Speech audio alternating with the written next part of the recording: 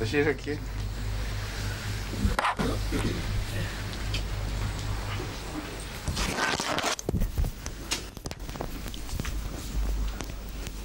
मैंने कहा आपने कल उसमें इनका नाम नहीं लिखा हुआ, कमर साहब का, इंतज़ामी तक़सीमात में। वो है बयान की टीम में शामिल है। तो मुझे दोबारा दिखाएं ना, आज देखेंगे।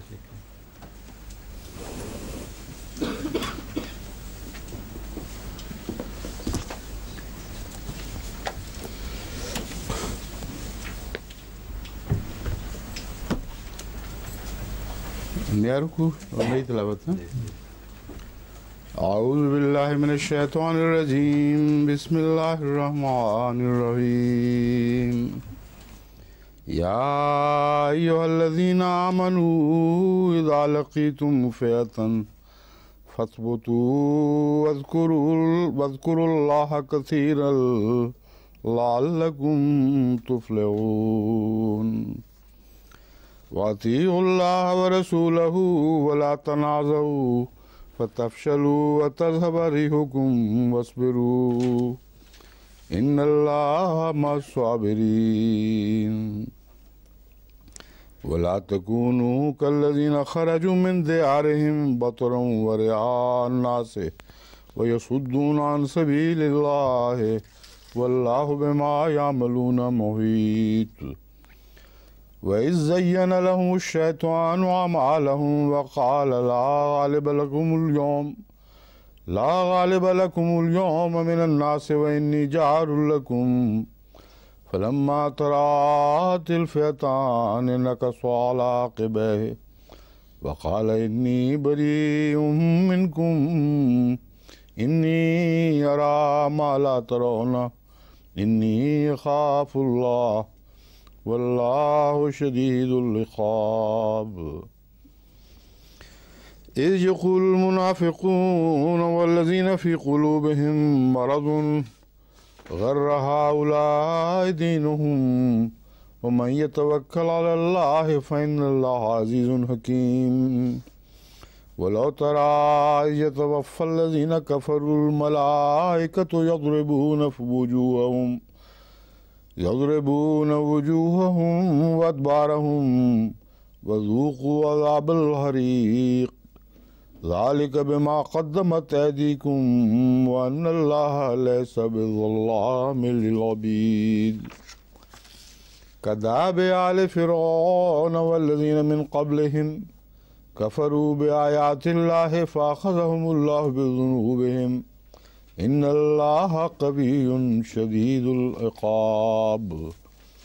ज़ालिका बिअन्नल्लाहा लम यकुन मुग़य्यिरन निअमतन अनअमहा अला क़ौमिन हत्ता युग़य्यिरू मा बिअन्फुसिहिम व अन्नल्लाहा समीउन अलीम। कदाबि आले फ़िरऔन वल्लज़ीना मिन क़ब्लिहिम कज़्ज़बू बिआयाति रब्बिहिम फ़अहलकनाहुम बिज़ुनूबिहिम व अग़रक़ना आला फ़िरऔन व कुल्लुन कानू ज़ालिमीन। इन्न शर्रद्दवाब्बि इंदल्लाहिल्लज़ीना कफ़रू फ़हुम ला युमिनून अल्लज़ीना आहद्त मिनहुम थुम्मा यनक़ुज़ूना अहदहुम फ़ी कुल्लि मर्रतिन वहुम ला यत्तक़ून। फ़इम्मा तस्क़फ़न्नहुम फ़िल हर्बि फ़शर्रिद बिहिम मन ख़ल्फ़हुम लअल्लहुम यज़क्करून।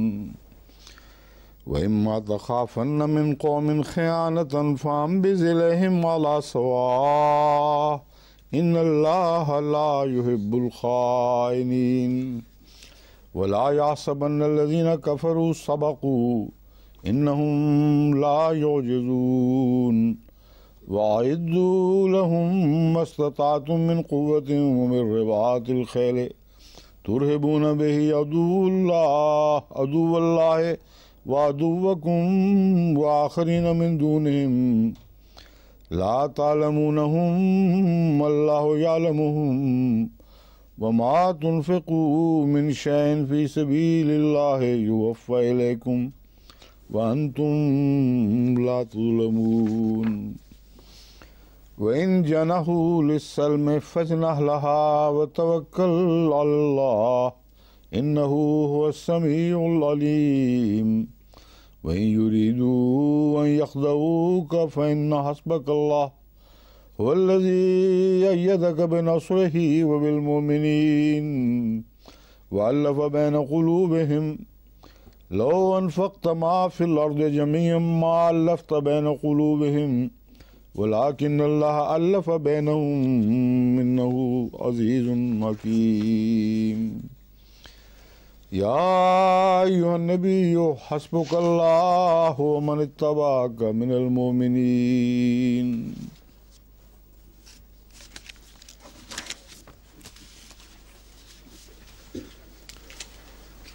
या अय्युहल्लज़ीना आमनू ए लोगो जो ईमान लाए हो इज़ा लक़ीतुम फ़ियतन जब तुम मिलो किसी ইযা লাকিতুম ফিয়াতান যখন তোমরা কোনো সৈন্য দলের সম্মুখীন হও, ফিয়াতান জামাতকে বলা হয়।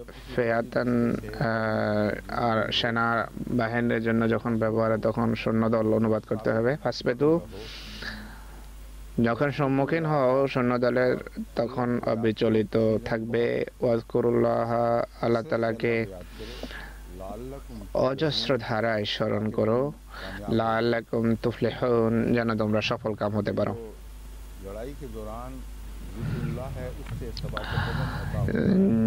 যুদ্ধের সময় জিকির আল্লাহ জিকির করলে অবিচলতার শক্তি লাভ হয়। অবিচলতার কথা প্রথমে শেখানো হয়েছে, পরে রীতি শেখানো হয়েছে যুদ্ধ করার। ফাসবতু আল্লাহ তাআলাকে স্মরণ করলে মানুষ অবিচল থাকতে পারে আর সফলতাও তার ফলে লাভ হবে। ওয়াতিউল্লাহ ওয়াতিউর রাসূলা ওয়াতিউল্লাহ ওয়া রাসূলা আল্লাহর আনুগত্য করো এবং তার রাসূলের। ওয়ালা তানাজাউ এবং পরস্পর বিবাদ করো না, কলহ করো না। ওয়াতাফশালু অন্যথায় তোমরা দুর্বল হয়ে পড়বে। তাফশালু অর্থ হলো তোমরা তোমাদের পদস্খলন হবে। ওয়াতাফশালু অর্থাৎ যে স্থানে থাকা উচিত সেখানে থাকতে পারবে না।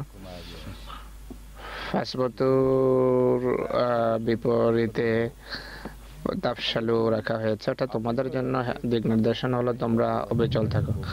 পরস্পর ঝগড়া করলে তো তোমরা অবিচল থাকতে পারবে না,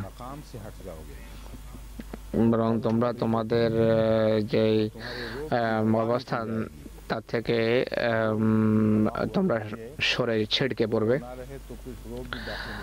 তাছাড়াও এই হুকুম এবং তোমাদের প্রভাব শক্তি বিলুপ্ত হবে। রে হুকুম বলতে প্রভাব প্রতাপ কে বোঝায়। ওয়াসবিরু এবং ধৈর্য ধারণ করো। ইন্নাল্লাহা মা সাবিরিন নিশ্চয় আল্লাহ তাআলা ধৈর্যশীলদের সাথে আছেন। যুদ্ধের কথা হচ্ছিল, কিন্তু যুদ্ধকালে তো সচরাচর বিবাদ তো হয় না। যুদ্ধকালে তো পরস্পর নিজেদের ভিতর যুদ্ধ হয় না বা ক্ষতি হয় না। আসলে এটি একটি চিরস্থায়ী একটি শিক্ষা, যার অবশেষে যুদ্ধের সময় অবশ্যই প্রভাব পড়ে আল্লাহর আনুগত্য আর রাসূলের আনুগত্য। তাদের ফলে এক প্রাণ হয়ে এক দেহ হয়ে থাকা জরুরি। পরস্পরের সাথে মতভেদ করবে না, ঝগড়া করবে না। যে সকল জাতি ঝগড়া করে বিবাদ করে তাদের কোনো প্রভাব বা প্রতাপ থাকে না, তারা ধৈর্যের তৌফিক পায় না। নিরাপত্তার বা শান্তির যুগে তোমাদের যে একতা এবং ধৈর্যতা যুদ্ধের যুগে কাজে লাগে, এটি চিরস্থায়ী শিক্ষার অংশ। তাহলে তোমরা বাষ্পতুর বা বিচল থাকার শিক্ষাতে প্রতিষ্ঠিত থাকতে পারবে। আর ধৈর্যের সাথে কাজ করবে। আর ধৈর্যের অর্থ পূর্বেও বারবার উল্লেখ করা হয়েছে। একটি হলো কোনো অত্যাচারের পর মানুষ যেন হা হুতাশ না করে, কষ্টকে যেন ধৈর্যের সাথে সহ্য করে। আর একটি হলো পণ্যের উপর প্রতিষ্ঠিত হওয়া পণ্যকে কোনোভাবে জলাঞ্জলি না দেয়া। দ্বিতীয় অর্থ হলো অবিচল থাকা, সুদৃঢ় থাকা। শত্রু শক্তিশালীও হয়, কঠোর হয়, শত্রু কঠোরতাকে যেন সে সহ্য করে, শত্রুকে যেন পিঠ না দেখায়, পৃষ্ঠ যেন প্রদর্শন না করে। ইন্নাল্লাহ মা'আস সাবিরিন, নিশ্চয় আল্লাহ তাআলা ধৈর্যশীল গণের সাথে থাকেন, সাথে আছেন। ওয়ালা তাকুনু কাল্লাযীনা খারাজু মিন দিয়ারিহিম বাতরা, তোমরা তাদের মতো হয়ো না দর্প ভরে লোক দেখানোর জন্য নিজেদের গৃহ থেকে বহির্গত হয়েছিল। ওয়ায়াসুদ্দুনা আন সাবিলিল্লাহ, আর তারা যারা আল্লাহর পথ থেকে বাধা দিচ্ছিল। যে আল্লাহর পথ থেকে মানুষকে রুখে বা বাধা দেয়, তাদের বৈশিষ্ট্য বর্ণনা আছে। আল্লাহর পথে যারা ডাকে তাদের একটা বৈশিষ্ট্য থাকে, আল্লাহর পথ থেকে যারা বাধা দেয় তাদের ভিতর তাদেরও কিছু বৈশিষ্ট্য থাকে। তারা মানুষকে দেখানোর জন্য করে, ব্যক্তিগত অহংকারের খাতিরে করে, আর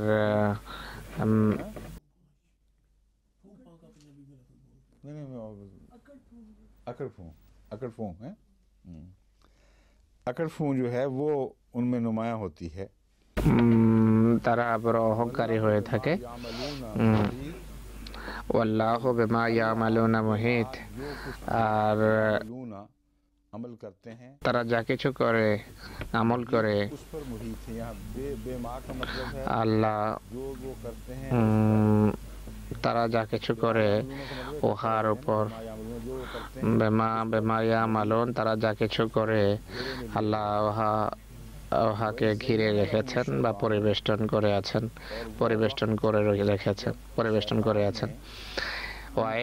ওয়াইজ যায়্যানা লাহুমুশ শায়তান, এবং যখন শয়তান তাদের নিকট তাদেরকে আকর্ষণীয় করে মনোরম করে দেখিয়েছে তাদের কৃতকর্মকে। যায়্যানা এটি এক বচন, কিন্তু এরপর যে কর্তা এসেছে বহু বচন। তো এক বচনের ক্রিয়ার পর যদি কর্তা বহু বচন আসে তাহলে অনুবাদ বহু বচনে করতে হবে। শয়তান তাদের কৃতকর্মকে মনোরম করে দেখিয়েছে। বাংলাতে কোনো অসুবিধা নেই। যখন শয়তান তাদের নিকট তাদের কর্মসমূহকে মনোরম করে দেখিয়েছে,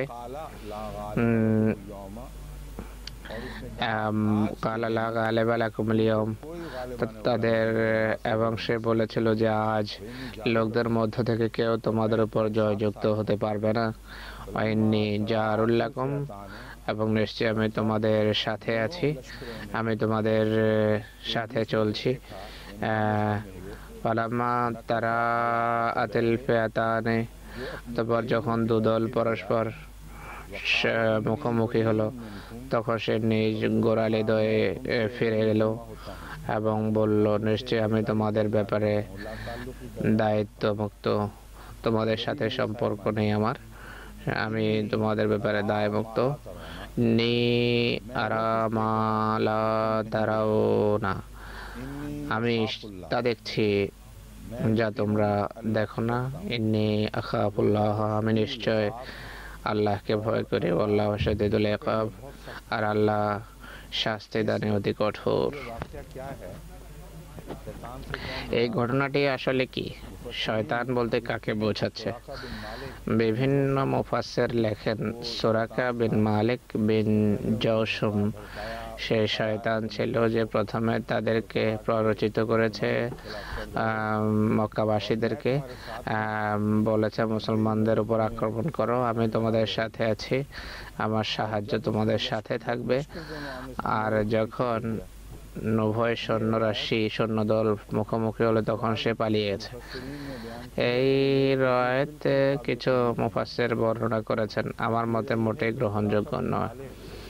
তার কারণ হলো সুরাকা বিন মালিক বিন জৌসম সেই ব্যক্তি যিনি হযরত মুহাম্মদ রাসূলুল্লাহ সাল্লাল্লাহু আলাইহি ওয়াসাল্লামের হিজরতের পর পুরস্কারের লোভে তার ঘোড়া রাসূলুল্লাহর পিছনে ঘোড়া নিয়ে রাসূলুল্লাহর পিছনে রওনা হয়েছে এবং প্রায় হুজুরের কাছে পৌঁছে এবং ঘোড়ার পা হুজুরের কাছে গিয়ে মাটিতে ঢুকে যায়, পড়ে গেছে। তারপর তীর দিয়ে সে ভাগ্য নির্ণয়ের চেষ্টা করেছে, কিন্তু ভাগ্য তার বিরুদ্ধে গেছে, কিন্তু বড় লিপ্সা ছিল।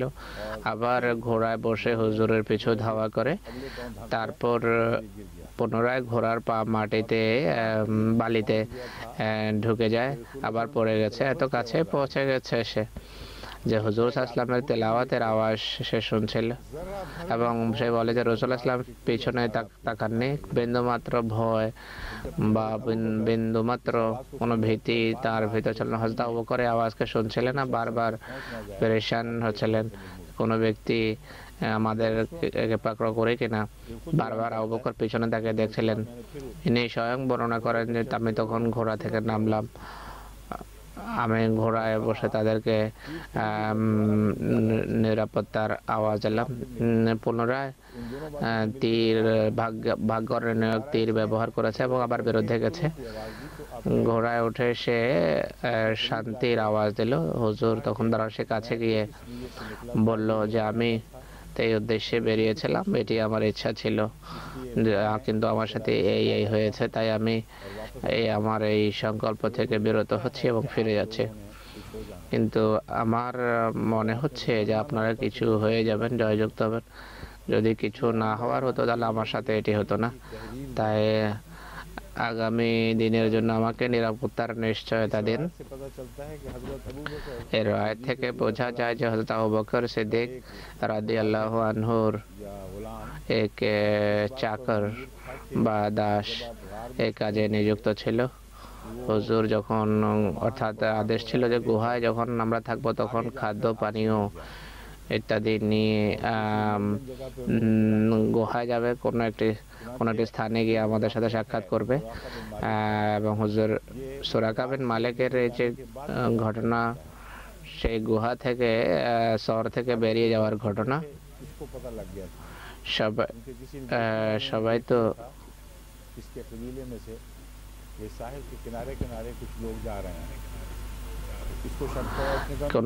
কোনো ব্যক্তি দেখেছিল যে সমুদ্র উপকূল হয়ে কেউ যাচ্ছে।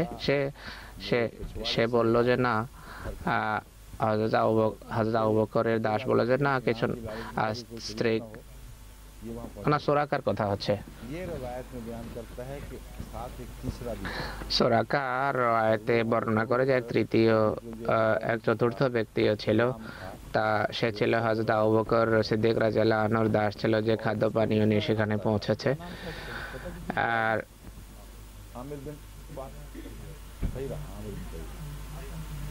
আমির বিন ফুহাইরা ছিল সেই সাহাবী হযরত আবু বকরের দাস, তিনি লিখতে জানতেন। রাসূল করিম সাল্লাল্লাহু আলাইহি ওয়াসাল্লাম তাকে দিয়ে লিখিয়ে সুরাকাকে নিরাপত্তার নিশ্চয়তা দিয়েছেন। সে যখন ফিরে যাচ্ছিল তখন রাসূল ইসলাম তাকে ডেকে বলেন, তোমার অবস্থা তখন কেমন হবে যখন কিসরার যে কঙ্গন, ইরানি সম্রাটের কঙ্গন তোমার হাতে পরানো হবে? তখন সে বলে যে আমি আশ্চর্য হয়ে জিজ্ঞেস করলাম যে ইরানের কিসরার কথা বলছেন? হুজুর সাল্লাল্লাহু বলেন যে হ্যাঁ, আমি তার কথা বলছি। এই ঘটনা যার সাথে ঘটেছে আমি মানতে পারি না যে লিখিত নিশ্চয়তা নিয়েছে, যে এত বড় নিদর্শন দেখেছে, সে শয়তান হয়ে সবাইকে প্ররোচিত করবে আর মক্কাবাসীদেরকে বলবে যে যাও। আর মক্কাবাসীদের দৃষ্টিতে তার কোনো গুরুত্বই ছিল না। আর তাই রায় যারা বর্ণনা করেছে তারা অবশ্যই কোনো ভুল করেছে, এ ব্যক্তি হতেই পারে না। এ ব্যক্তি এই ঘটনায় কোনো স্থানে ফিটি হন না। হয়তো অন্য কোনো শয়তান ছিল, যে এমন ছিল যে শক্তিশালী ছিল।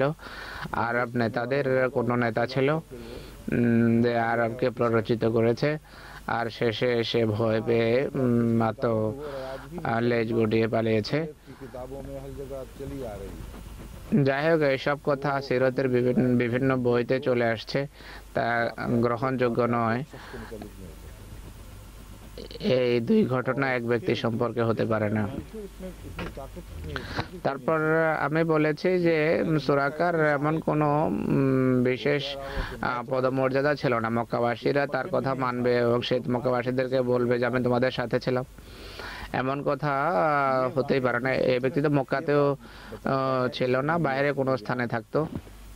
कि कुरान करीम बसा औकात शैतान का लफ्ज़ इंसानों को मुताबिक करता আসলে কোরআনে কারীম শয়তান শব্দ অনেক সময় মানুষের জন্য ব্যবহার করে। है। दूसरे आम मुसलमान আমরা যখন তাফসীরের আকারে বলি, তখন অন্য মুসলমান বলে যে আমরা টানা হেচড়া করে जो वो उनके दिल में है, কোরআনে যে শয়তানের কথা আছে তা আমরা মানতে চাই না, যা মোল্লারা মনে করে। शैतान का तस्वुर আমরা মানুষের জন্য এই শব্দ নাকি কৃত্রিমভাবে ব্যবহার করে।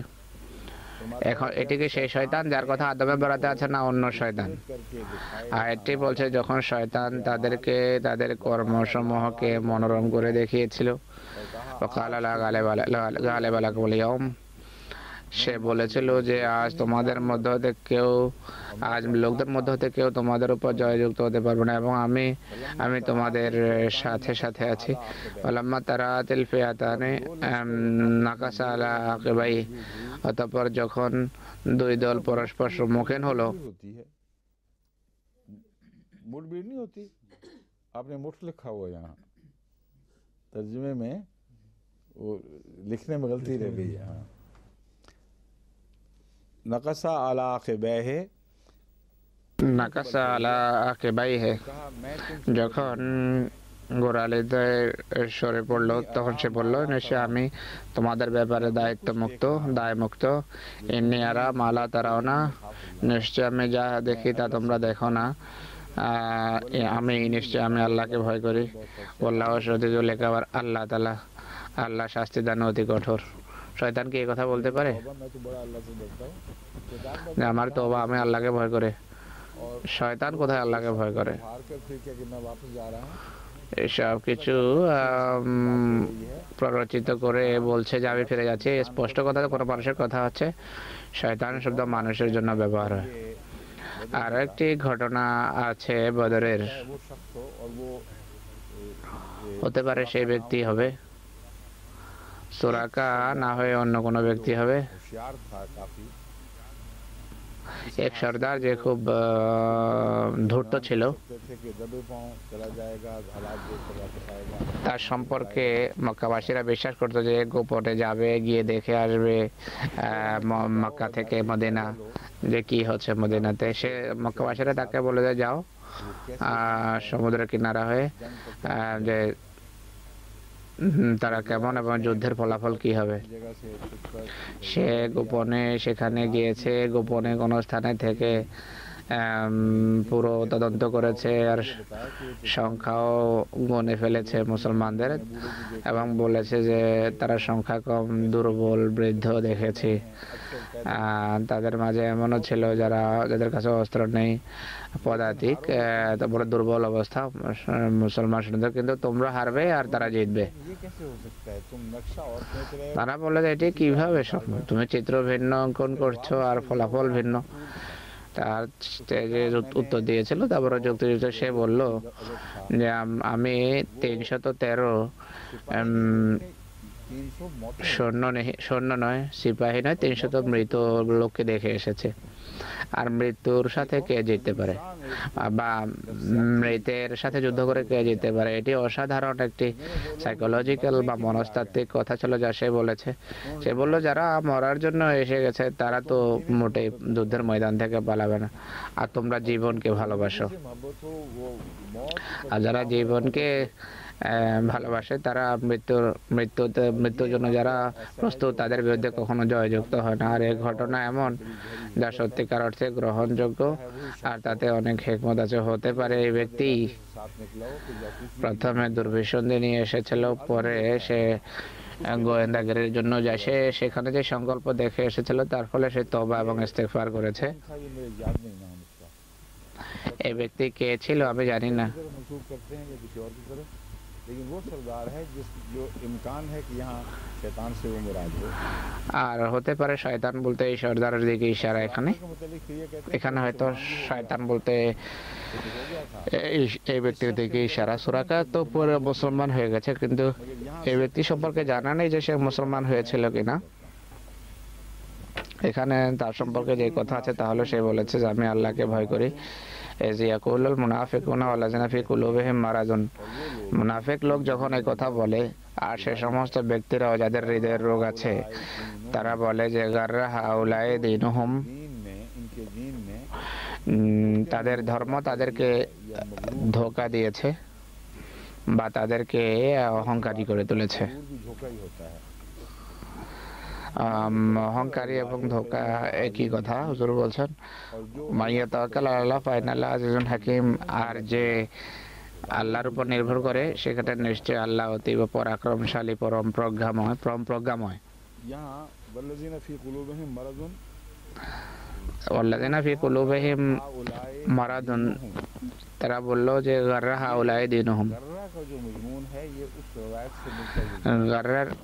उनके বিষয়টি সে রয়াতের সাথে মেলে। उस वक्त जब वो हमला তাদের চাল চলনে दुश्मन যখন তারা टकराने के लिए तसादुम के लिए শত্রুর সাথে যুদ্ধের জন্য যখন প্রস্তুত ছিল তখন তাদের ভিতরে কোনো দুর্বলতা ছিল না আর শক্তির বহিঃপ্রকাশ হচ্ছিল। তখন তাদের জন্য গাররা শব্দ গরুর धोखे में आ गए ধোকার অর্থে উভয় অর্থে জায়েজ। তারা প্রতারণার ভিতরে এসে গেছে।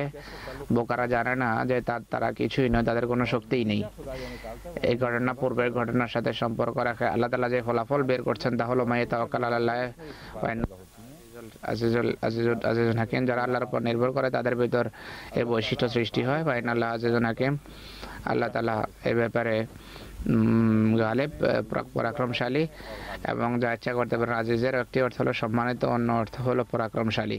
हकीम और हिकमत वाला है। बोलो तारा हिकमत की बातें হাকিম হিকমতের অধিকারী বা প্রজ্ঞা अल्लाह ताला ने কথা পূর্বে এসব আমরা পড়ে এসেছি কিভাবে আল্লাহ তাআলা माना إذ يتوفى الذين كفروا الملائكة يضربون وجوههم وأدبارهم, कफरू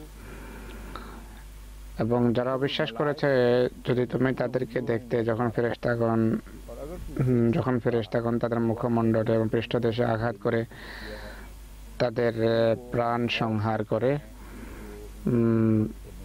তাদের পিঠে এবং তাদের চেহারায় আঘাত করে, প্রাণ সংহার করে, ওয়াজুকুল আযাব আল হারিক, যেন তারা এই কথা বলে, और गोया कहते हैं कि लफ्ज़ यहाँ नहीं मगर যেন তারা এই কথা বলে। শব্দটি এখানে নেই কিন্তু এটি ব্র্যাকেটে থাকবে। জুকু আযাব আল হারিক, আগুনের আযাবের স্বাদ গ্রহণ করো। अज़ाबुल हरीक और जलने का ইয়াজরিবুনা ওয়াজুহাহুম ওয়া আদবারাহুম, তাদের চেহারায়ও আঘাত করে, পিঠেও। 12 এর অর্থ কি হবে হুজুর জিজ্ঞেস করছেন। उनके चेहरों पे भी मारते हैं और पीठों पे भी मारते हैं। ये इसका क्या मतलब बनेगा? মৃত্যুর সময় এমন অপরাধী যাদেরকে বিশেষ আযাবের জন্য বেছে নেওয়া হয়, মৃত্যুর সময় কি ফেরেশতা তাদের চেহারাতেও মারে এবং পিঠেও মারে কিনা? उनके फरिश्ते मौत के दौरान ही आकर আশরাফ সাহেব আপনি বলুন, অনেক সময় ভালো ভালো কথা বলেন আপনি। अशरफ साहब को कोई बात आ रही है बता दें बेशक। बाज़ साहब बहुत अच्छी सी बातें सोचते हैं आप। অজুহাকুম, উনি বলছেন যে সর্দার বা লিডার। उनके सरदारों को मार रहे होते हैं उस वक्त जो मर रहा हो उसके सरदार को मारते हैं। হুজুর বলছেন যে না হয় নাই আপনার কথা, না ঠিক বলেন নাই। إذ يتوفى الذين كفروا, यतवफ़्फ़ल लज़ीना कफ़रू, यहाँ तो सरदार मुराद नहीं, कफ़रू। वजूहहुम व अदबारहुम, क्यों जी, और कोई है किसी को ज़हन? हाँ, जब वो मर रहे होते हैं तो उनको ये दिखाते हैं कि उनकी पिछली जिंदगी भी मतलब नाकाम हुई है और आगे की भी। তাদের অগ্রের এবং পশ্চাতের উভয়ে ব্যর্থ হয়েছে। হুজুর বলছেন যে কথা এ ধরনেরই। इससे मिलती जुलती बात ही लगती है। और कोई? आगे से भी और पीछे से भी। हाँ, आगे से पीछे से किस तरह मारते हैं उसको? हैं? হুজুর বলছেন যে হয়নি। অজু শব্দের অর্থ হলো যারা সামনে থাকে, সামনের লাইন। ওয়াদবার হলো যারা পিছনে থেকে তাদের সাহায্য করে।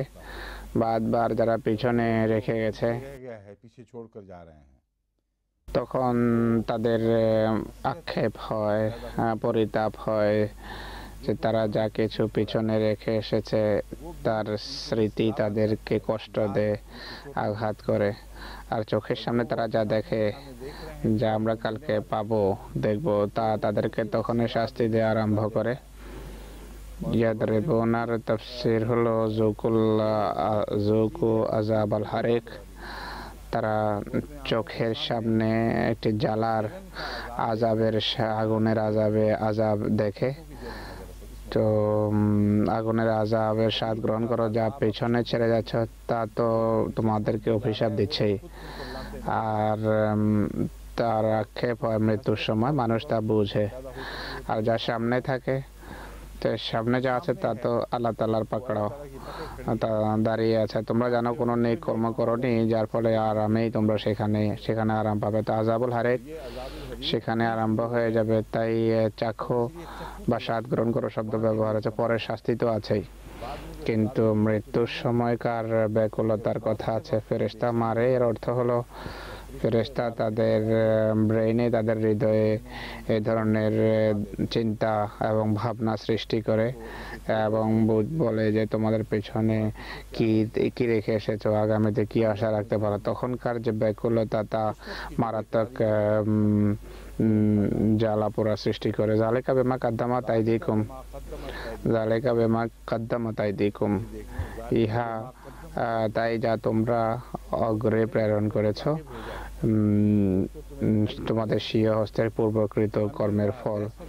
ওয়ান্নাল্লাহা লাইসা বিযাল্লামিল লিল আবিদ, আল্লাহ আদৌ তার বান্দাগণের প্রতি करने वाला नहीं है।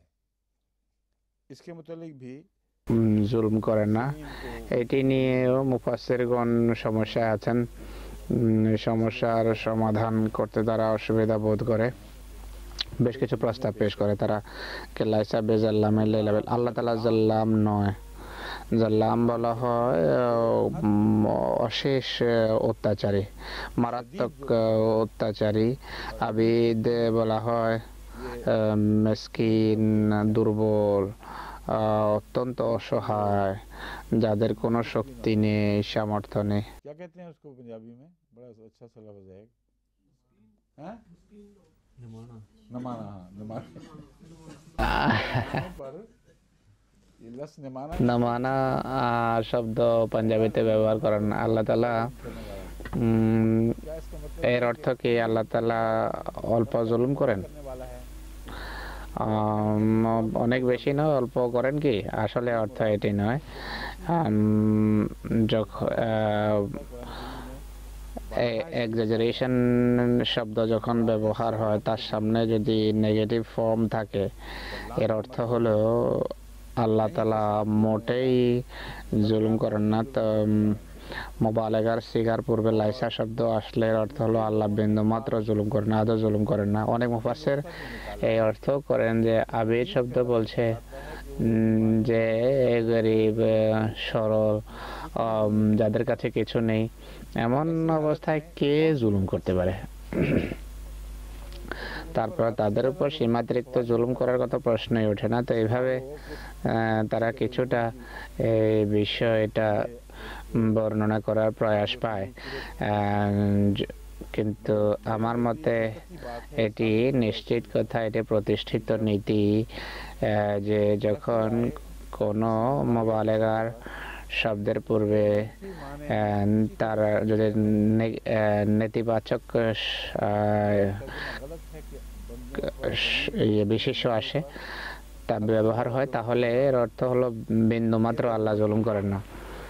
আল্লাহ তাআলা তার বান্দাদের মিসকিন বা গরিব বেচারা বান্দাদের উপর আদৌ জুলুম করেন না। কাদাবে আলে ফিরাউনা ওয়াল্লাযিনা মিন কাবলিহিম, দাব বলা হয় রীতিনীতি পদ্ধতি। ফেরাউনের জাতি ও তার পূর্ববর্তীদের অবস্থার অনুরূপ বা পূর্ববর্তীদের রীতিনীতির মতো। लोग जो उनसे पहले थे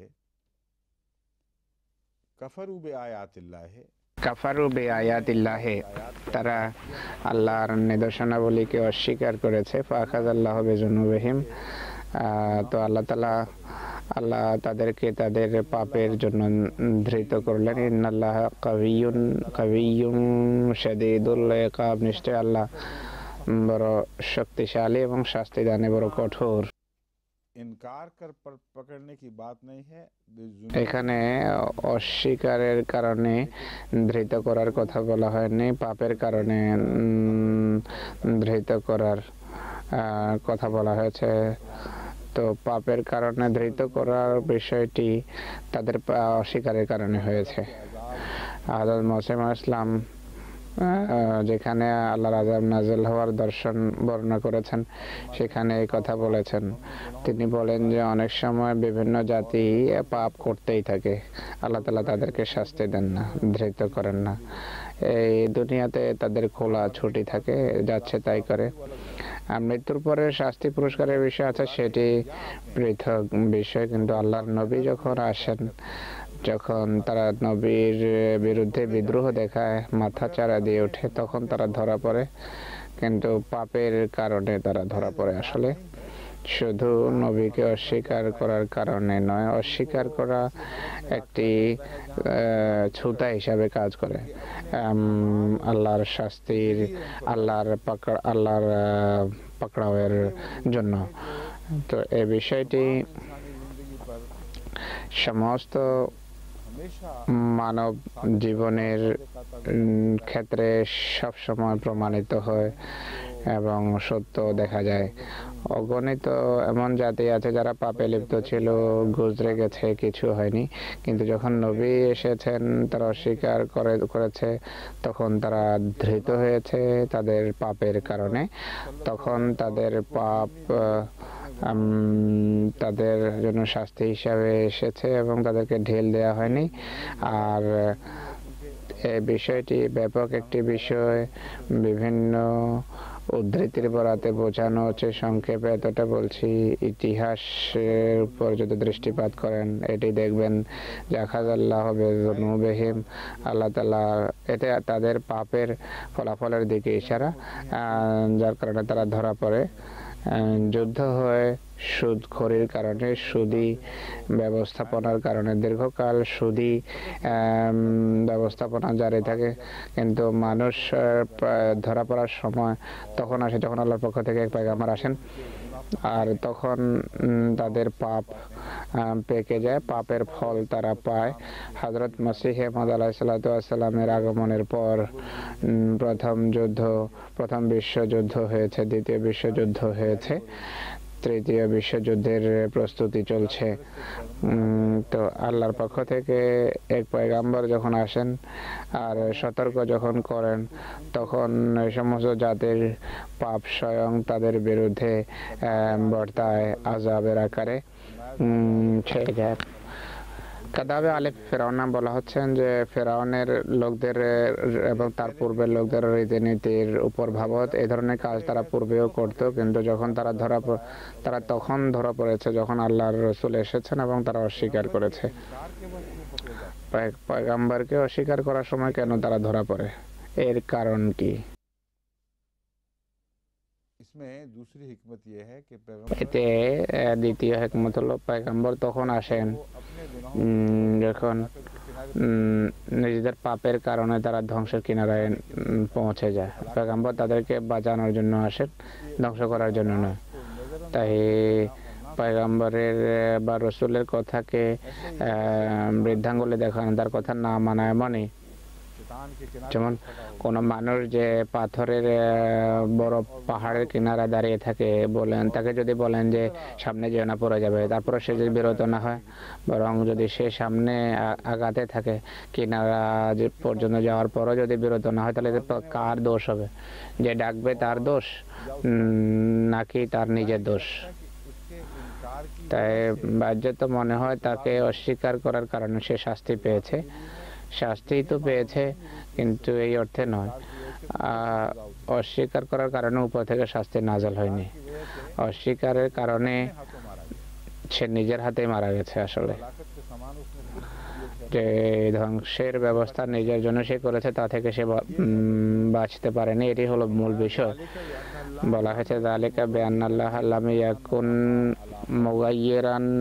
মুগায়্য়িরান নি'মাতান আনআমাহা আলা কওমিন হাত্তা ইউগায়্য়িরু মা বিআনফুসিহিম। আল্লাহ কখনো কোনো নিয়ামতকে রহিত করেন না বা পরিবর্তন করেন না। মানুষ নিজের হাতে পরিবর্তন করে, তো আল্লাহ পরিবর্তন করতে দেন, পরিবর্তন হতে দেন। আল্লাহ কোনো জাতের উপর যে নিয়ামত নাযিল করেন, সেই নিয়ামতকে আল্লাহ তাআলা উঠান না। কিন্তু হাত্তা ইউগায়্য়িরু মা বিআনফুসিহিম, তাদের হৃদয়ের নিয়ত যখন বিকৃত হয়ে যায়, বিভিন্ন নিয়ামতের যখন তারা ভুল ব্যবহার করে, তখন তাদের নিয়ামত পরিবর্তন হয়ে যায়, আর হৃদয়ের পরিবর্তন অনুসারে তা হয়।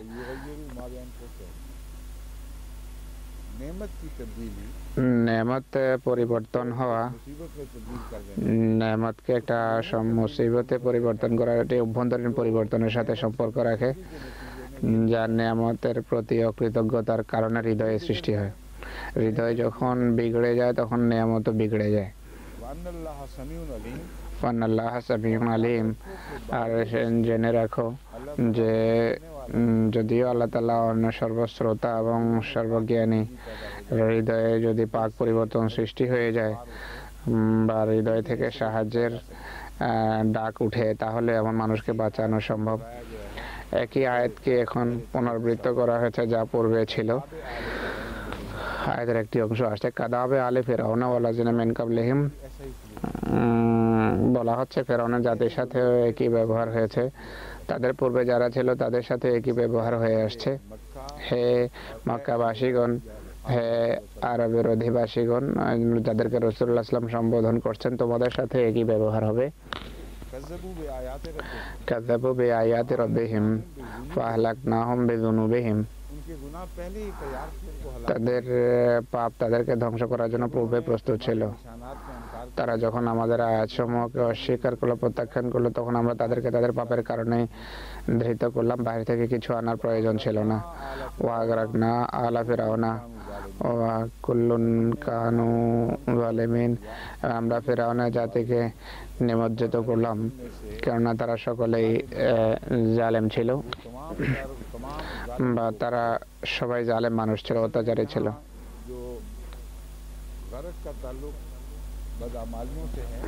এখানে নিমজ্জিত করার যে পাপের সাথে সম্পর্ক, বাজেত মনে হয় পাপের কারণে তারা ডুবে নীল দরিয়াতে বা সমুদ্রে তারা ডুবেছিল। এর অর্থ হলো মানুষ যখন পাপের ভিতর ডুবে যায়, তখন জীবিত থাকার তারা যোগ্য থাকে না। তাদের অভ্যন্তরীণ অবস্থা, যার কথা পূর্বে উল্লেখ করা হয়েছে, সেটি তাদের বাহিরে ধ্বংসের কারণ হয়। আল্লাহ তাআলা জুলম করেন না, বরং অভ্যন্তরীণ যে তাদের ধ্বংসযজ্ঞ আছে, সেটি বাহ্যিক রূপ নেয়, বাহ্যিক আক্ষরিক রূপ নেয়। তোমরা পাপে এমন ভাবে ডুবে গেছো যে তোমাদের ভিতর নেকির কোনো ধাত বাকি নেই, নেকির কোনো গন্ধ বাকি নেই। এমন অবস্থায় পৌঁছে গেছে জীবিত থাকার শক্তি তোমাদের ভিতর বাকি নেই। হযরত নূহ আলাইহিস সালামের যুগে যে তুফান এসেছিল, তা বাহ্যত আকাশ থেকে নাযিল হয়েছিল আর জমি থেকে ঝর্ণা প্রস্রবিত হয়েছিল, কিন্তু আসলে নূহের যুগে চিত্র অঙ্কন করা হয়েছে যে তোমরা যখন এমন মানুষ হয়ে যাও, পাপ তোমাদের ভিতর থেকেও উচ্চারিত হয় আর বাহিরেও, তখন আল্লাহ তাআলা তার ছবি দেখান, আর এই ছবি দেখানোর পূর্বে এক নবী জেনারেল সতর্ক করেন। সুতরাং আযাব দুই ধরনের হয়ে থাকে।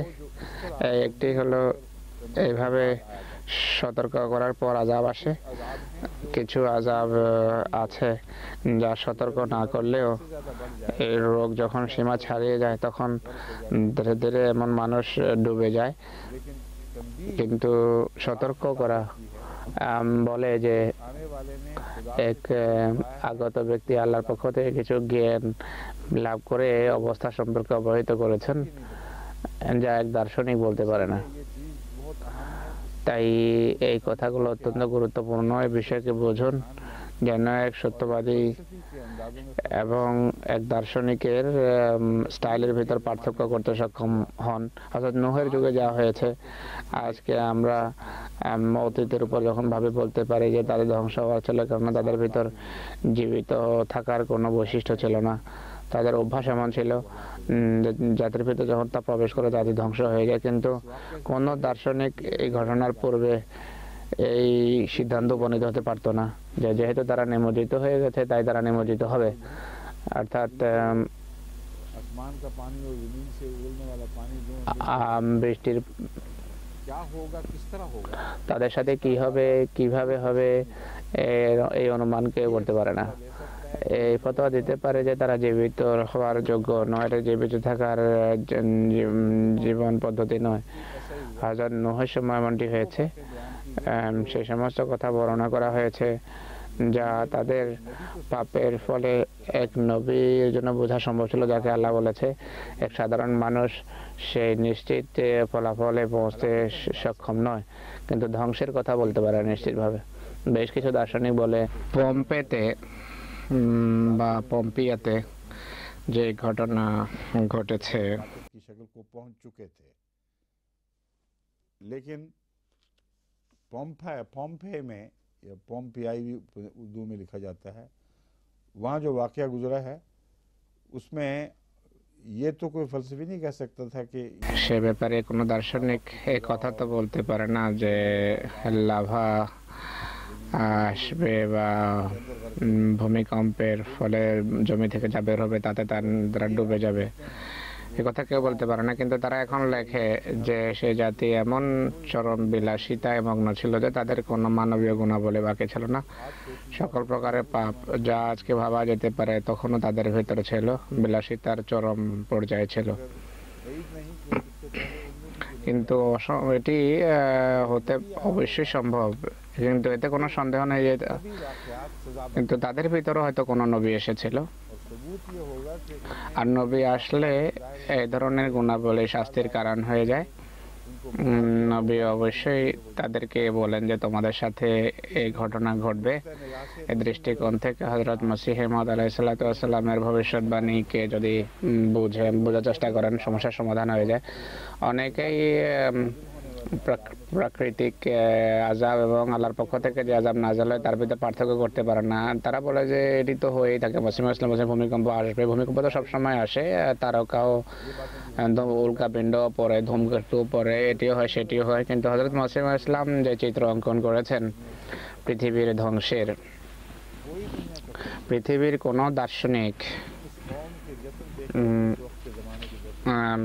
সে জাতির অবস্থা দেখে কথা বলতে পারতো না, পারে না যে এইভাবে ধ্বংস হবে।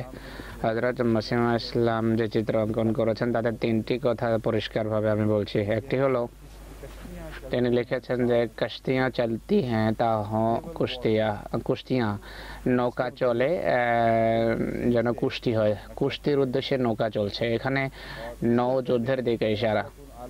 ইতিপূর্বে ডিসাইসিভ বিশ্বজনীন নৌযুদ্ধ হওয়ার কথা কেউ ভাবতেও পারত না। দ্বিতীয়ত আকাশ থেকে আগুন বর্ষণ হওয়ার কথা তিনি বলেছেন, যে আকাশ থেকে আগুন বর্ষিত হতে দেখছি।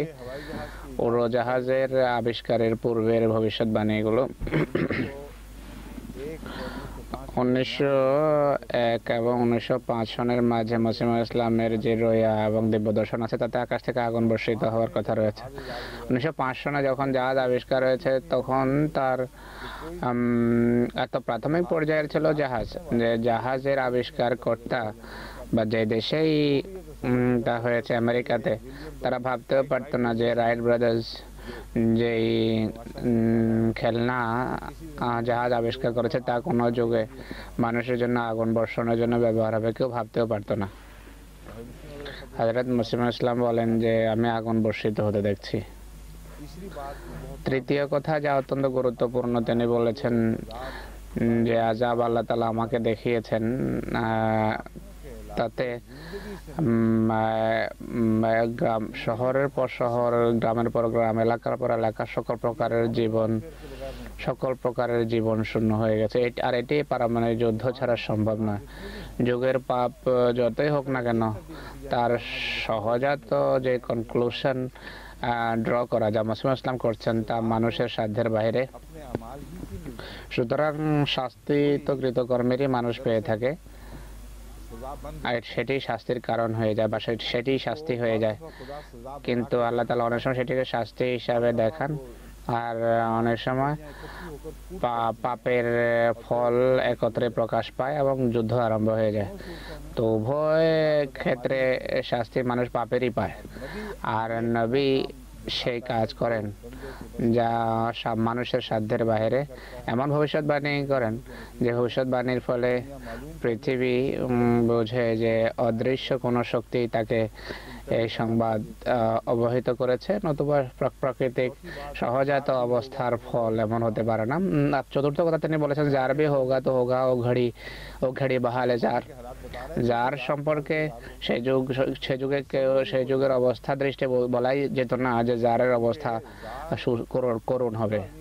ভাবতেই পারতো না কেউ। যার এমন অসাধারণ শক্তিশালী বাদশাহ ছিল যে ইংল্যান্ডের পর যদি কোনো সাম্রাজ্য থেকে থাকে যার সারা পৃথিবীতে প্রতাপ ছিল, সে ছিল জার, রাশিয়ার। তার নামে মানুষ কাঁপতো, তাকে সম্মান করত। ইংল্যান্ডও জারকে বড় সম্মান করত।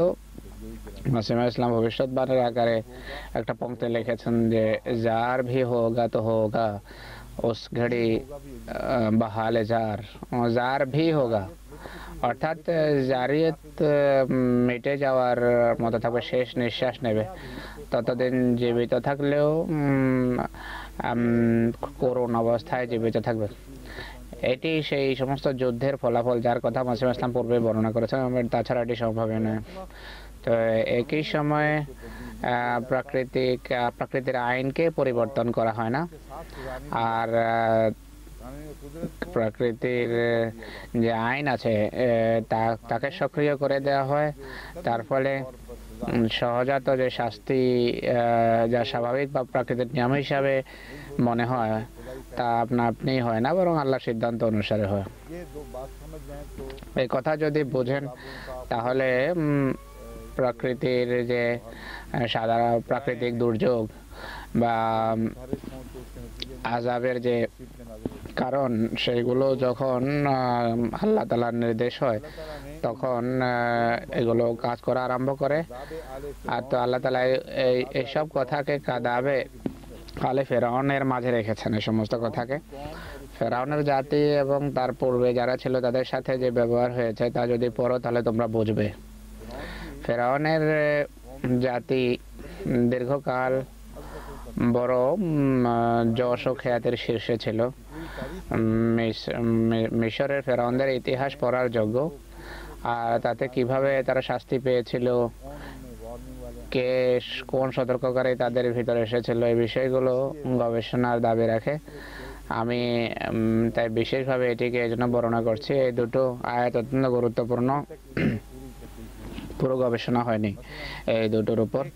যেমন এক ফেরাউন বাদশাহ এমন ছিল যার সম্পর্কে আমি যতটা ভেবেছি সে একত্ববাদী মনে হয় তাকে একত্ববাদী মনে হয়। সে তার জাতিকে সতর্ক করেছিল, সে সমস্ত মূর্তিখানা ভেঙে দিয়েছিল। সে ফেরাউনকে এইভাবে পেশ করা হচ্ছে যেন সে শুধু এক খোদা সূর্যের খাতিরে বাকি সকল সিস্টেমকে ধ্বংস করে দিয়েছিল। এটি ঠিক নয়। সেখানেও সতর্কবাণী এসেছিল। আর সতর্ক করার পর যখন কেউ মনোযোগ দেয়নি, দৃষ্টি দেয়নি, শাস্তি এসেছিল। তো মিন কাবলিহিম ফেরাউনের জাতির পূর্বের যে ইতিহাস তার দিকে দৃষ্টি আকর্ষণ করা হয়েছে, যা এখন আমরা জানি না পুরোপুরি। यानी जिस वक्त कुरान करीम যখন কোরআনে কারীমের এই আয়াত নাযিল হচ্ছিল उस वक्त वल्लज़ीना তখন ওয়াল্লাযিনা মিন কাবলিহিমে নূহের ইতিহাস তো ছিল, কিন্তু ফেরাউনের বারাতে ওয়াল্লাযিনা মিন কাবলিহিম নূহ বলা যেতে পারে যে নূহ অন্তর্ভুক্ত আছে, কিন্তু ফেরাউনের নিজের জাতির অবস্থা যা তার পূর্বে অতীত হয়েছে তার দিকে ইশারা আছে, কিন্তু বিস্তারিত বিবরণ নেই। আহমদি গবেষকদেরকে ইজিপশিওলজি বা অন্য মাধ্যমে का मुताला करने से ইতিহাস পড়া উচিত। সেখানে অবশ্যই আপনারা একত্ববাদের পতাকাবাহী বেশ কয়েক জায়গায় খুঁজে পাবেন যাদেরকে রদ করার পর জাতি শাস্তি পেয়েছে। जिस सिलसिला में এই ধারা হযরত মূসা আলাইহিস সালামে এসে গিয়ে পৌঁছেছে, তারপর চিরতরে ফেরাউনদেরকে পৃথিবী থেকে নির্মূল করা হয়েছে। ইতিপূর্বে সাময়িক শাস্তি তারা পেত, কিন্তু এই ঘটনার পর যে অধঃপতন আরম্ভ হয়েছে চোখের সামনেই ইতিহাসের মাটিতে তারা চাপা পড়ে গেছে। वकुल्लुन कानू जालिम ওয়াকুল্লুন কানু জালিমিন, যত ধ্বংসপ্রাপ্ত মানুষ ছিল সকলেই জালেম ছিল। সমস্ত ধ্বংসপ্রাপ্ত মানুষ জালেম ছিল, বেইনসাফ, ন্যায় নীতিহীন, দরিদ্র এবং অসহায় লোকদের উপর জুলুম করত। ইন্না শাররাদ দাওয়াবি ইনদাল্লাহিল্লাযিনা কাফারু, ইন্না শাররাদ দাওয়াবি ইনদাল্লাহিল্লাযিনা কাফারু ওয়া হুম লা ইউমিনুন। আল্লাহর দৃষ্টিতে নিকৃষ্টতম জীব, জীব বলতে এখানে জীবিত চলাফেরা করে এমন জীবকে বোঝায়। নিকৃষ্টতম জীব আল্লাহর দৃষ্টিতে তারা যারা অস্বীকার করে, অবিশ্বাস করে, ফাহুম লা ইউমিনুন, এবং তারা ঈমান আনবে না। তারা এত জিদ করে এবং বলে যে আমরা কোনোভাবে ঈমান আনবো না। এই সমস্ত ব্যক্তিরা সবচেয়ে নিকৃষ্টতম সৃষ্টি। রাসূল কারীম সাল্লাল্লাহু আলাইহি ওয়াসাল্লাম এক যুগ সম্পর্কে ভবিষ্যৎবাণী করেছিলেন যে সেই যুগের মানুষ হবে এক শ্রেণীর মানুষ হবে শাররু মান তাহতা আদিমি সামা। এই হাদিসের অবশ্যই এই আয়াতের সাথে বা এই ধরনের অন্য আয়াতের সাথে সম্পর্ক আছে। রাসূলুল্লাহ ইসলামের সমস্ত কথার ভিত্তি ছিল কোরআন। তার একটি তাফসীর আমরা বুঝলাম যে সমস্ত মানুষ সম্পর্কে বলা হয়েছে যে তারা আকাশের নিচে নিকৃষ্টতম জীব, তারা অমান্যকারী হবে আর তারা জিদ করবে যে আমরা কোনো অর্থে ঈমান আনবো না, কোনোভাবে ঈমান আনবো না। আর একই সাথে মুসলমান জাতির অন্তর্ভুক্ত হওয়ারও দাবি করবে। কেউ যদি নাই বা আশার থাকে তাহলে কাকে তারা অস্বীকার করবে? রাসূলুল্লাহ সাল্লাল্লাহু আলাইহি ওয়াসাল্লাম তো বলছেন যে ইসলামের সেই যুগে এই ঘটনা ঘটবে। উলামাহম মুসলমানদের আলেমদের কথা হচ্ছে। হুজুর বলেন যে শাররু মান তাহতা আদিমি সামা, শাররুদ দাওয়াবের তুলনায় ভয়ানক মনে হয়, আর দাওয়াবের তুলনায় ভয়াবহ নিকৃষ্ট তো হতেই পারে না। असल में दवाब ही मुराद है। মান তাহতা বলতে দাওয়াবকে বোঝায় জীবন বা জীবনের অবস্থাতেই নিকৃষ্টতম অবস্থা হতে পারে। মৃত অবস্থার তো কোনো তুলনাই হয় না অন্য কোনো কিছুর সাথে। এর অর্থ হলো অমান্য করার কোনো উপলক্ষ আসবে তাদের আল্লাহর পক্ষ থেকে। যখন আসবে তখন যতক্ষণ অস্বীকার করবে না ততক্ষণ শাররুদ দাওয়াব বলা যায় না তাদেরকে। কোরআন এই কথাই বলছে যে ইন্না শাররাদ দাওয়াবি ইনদাল্লাহিল্লাযিনা কাফারু ফাহুম লা ইউমিনুন। वो कहते हैं जो मर्जी তারা বলে যে যা খুশি করো আমরা তো ঈমান আনবই না। এমন মানুষ নিকৃষ্টতম জীব। कुल मरतिन वहुम ला यत्तकून। আল্লাযিনা আহাদতা মিনহুম লাম ইয়ানকুদুনা আহদাহুম।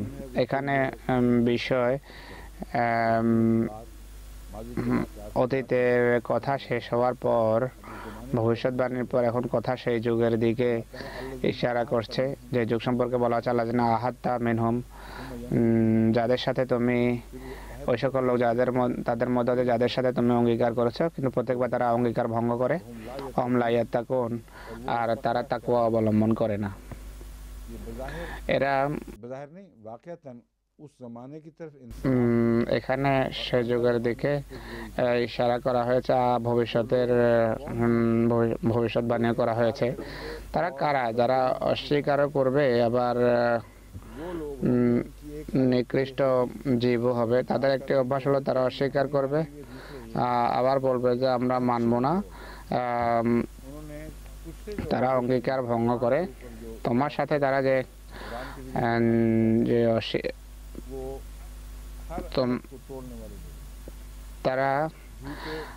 তারা সকল অঙ্গীকারকে ভঙ্গ করে মিথ্যাবাদী, খেয়ানতকারী এবং অঙ্গীকার খেয়ানতকারী। ওয়াহুম লা ইয়াত্তাকুন, আর তারা তাকওয়া অবলম্বন করে না। আর প্রথম আয়াতের বরাতে এর অর্থ হবে ফাহুম লা ইয়ামিনুন, তারা কখনো ঈমান আনবে না এবং তারা কখনো তাকওয়া অবলম্বন করবে না। তাদের তাকওয়া অবলম্বন করা এটি তাদের ধাতের ভিতরই নেই। তারা এমন মানুষ যারা অঙ্গীকারকে গুরুত্ব দেয় না, তারা মুমিন হতেই পারে না। ফি কুল্লি মারাতান ওয়াহুম লা ইয়াত্তাকুন, তারা প্রত্যেকবারই অঙ্গীকার ভঙ্গ করে এবং তারা তাকওয়া অবলম্বন করে না। এমন মানুষ সম্পর্কে কি করতে হবে? ইম্মা তাসকাফান্নাহুম ফিল হারবে, कर लो ऐसे लोगों से तो क्या सलूक करो। इम्मा तस्कफन्नहुम फिल हरबे, जब तुम তাসকাফান্নাহুম, যখন যুদ্ধে তাদের সাথে তুমি সংঘর্ষে লিপ্ত হও, তখন ফাশাররিদ বিহিম মান খালফাহুম, তখন তাদের মাধ্যমে তাদের দ্বারা তাদের পশ্চাৎবর্তীদের মধ্যে ত্রাস সৃষ্টি করো, লাআল্লাহুম ইয়াযাক্কারুন, যেন তারা শিক্ষা লাভ করে। এটি পূর্বের বিষয়ের সাথে বড় অদ্ভুত, বড় আকর্ষণীয় একটি সম্পর্ক প্রতিষ্ঠা করা হচ্ছে। তাদের নেতা যারা বড় বড় লোক, তারা তো ঈমান আনবে না। তাদের সম্পর্কে তো আল্লাহ ফতোয়া দিয়েছেন যে তারা অঙ্গীকার, তারা দৃঢ় প্রতিজ্ঞ যে তারা ঈমান আনবে না, তারা নোংরা মানুষ। তা বলা হচ্ছে তাদেরকে এমন ভাবে মারো যে তাদেরকে দেখে যেন তাদের পিছনের মানুষ ভয় পায়, আর তাদের মন্দ পরিণাম দেখে তারা যেন তাদের ভিতর ত্রাস সৃষ্টি হয়। লাআল্লাহুম ইয়াযাক্কারুন, তাদের ভিতরে এমন মানুষ থাকতে পারে যারা নসিহত শিক্ষা গ্রহণ করবে এবং হেদায়েত পাবে। बस ये जो है ना